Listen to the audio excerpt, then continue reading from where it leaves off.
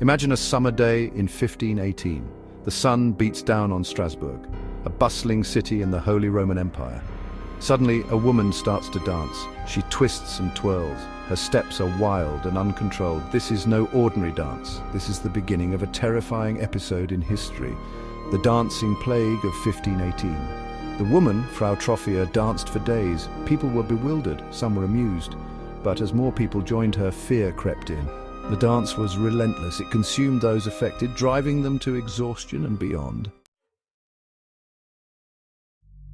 The dancing spread like wildfire. Within a week, dozens had joined Frau Troffea. They danced in the market square, their faces contorted with a strange mix of ecstasy and agony. The authorities were baffled. Physicians were called in, but they could find no physical cause for this bizarre behavior. The dancing plague wasn't just a strange spectacle, it was life-threatening. People collapsed from exhaustion, their bodies ravaged by the relentless movement. Some even died from heart attacks or strokes. The city was in chaos. To understand the dancing plague, we need to understand the world in which it occurred. The 16th century was a time of great upheaval. The Black Death had ravaged Europe just a few generations earlier, leaving a scar on the collective psyche.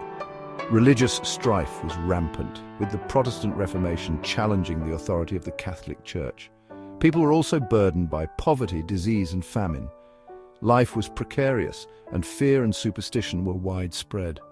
In this context of uncertainty and anxiety, the dancing plague took hold. People were primed for an outbreak of mass hysteria. One theory is that the dancing plague was a form of mass hysteria, also known as mass psychogenic illness. This is a phenomenon where a group of people, often under stress, experience similar physical or psychological symptoms.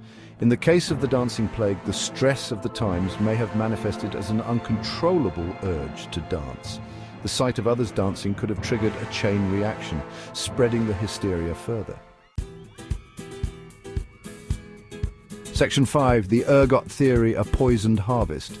Another theory points to a more biological cause, ergot poisoning. Ergot is a fungus that grows on rye, a staple grain in 16th century Europe. Ergotism, the illness caused by ingesting ergot, can produce hallucinations, convulsions, and uncontrollable muscle spasms. Could it be that the dancers of Strasbourg were suffering from a mass outbreak of ergotism? The symptoms are certainly suggestive. However, ergotism also causes gangrene, and there are no records of gangrene among the dancers. Section 6. Other theories and speculations. Over the years, other theories have been proposed, each with its own strengths and weaknesses.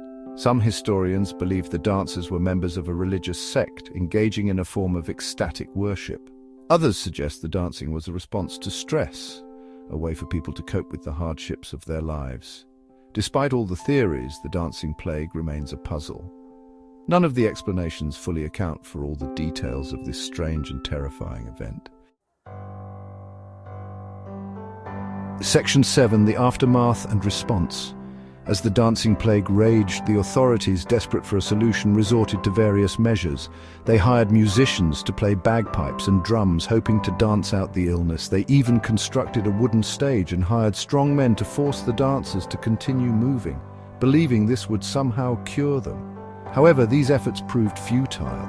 The dancing plague eventually subsided after several weeks, as mysteriously as it had begun. Its impact, however, lingered. The city of Strasbourg was left reeling, struggling to make sense of the bizarre event that had gripped its inhabitants. Section 8. A mystery for the ages. The dancing plague of 1518 stands as a stark reminder of the complexities of human behavior and the enduring power of the unknown. It challenges our understanding of medicine, psychology, and history. Was it mass hysteria, ergot poisoning, or something else entirely? We may never know the true cause of the dancing plague. It remains a chilling mystery, a testament to the strangeness of the human experience. Section 9. Conclusion. A dance remembered. The dancing plague of 1518 may have faded into the annals of history, but its story continues to fascinate and haunt us. This bizarre episode, a dance macabre that gripped a city, serves as a stark reminder of the fragility of the human mind and the unpredictable nature of our world. It is a story that continues to be told and retold, a testament to the enduring power of mystery and the human need to understand the unexplainable.